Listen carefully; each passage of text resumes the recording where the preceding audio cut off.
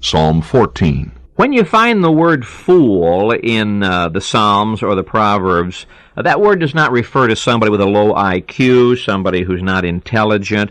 The word fool in the Bible refers to a person who is morally perverse. Why is he a fool? Well, here's the reason why. The fool hath said in his heart, there is no God. And what's the result of this? They are corrupt. They've done abominable works. There's none that doeth good. God looks down and says, is there anybody there at all who's got a clean heart? And the answer is no. They've altogether become filthy.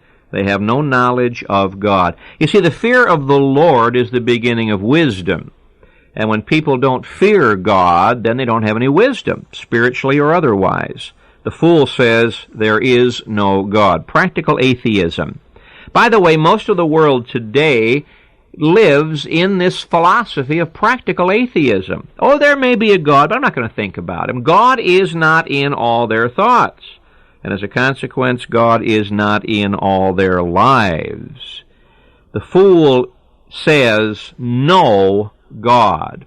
You see, there is, those two words, there is, that phrase is in italics. That means it was added by the translators to help give meaning to the verse. You can read this, the fool hath said in his heart, no God. The fool not only says there is no God, the fool says no to God. That's a foolish thing, isn't it, to say no to God?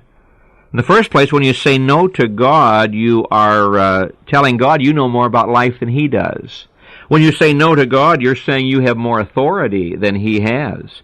When you say no to God, you are actually cutting yourself off from the blessing God wants to give you. Notice what happens here. The fool says in his heart, there's the heart, verse 1. In verse 2, God looked down to see if any did understand, there's the mind. Verse 3, they are become filthy, there's none that doeth good, no not one, there's the will. Psalm 14, verses 1, 2, and 3, heart and mind and will possessed by sin. Why? Somebody is saying, no, God. If you want to have a good day, say yes to God. All of God's promises are yes in Jesus Christ.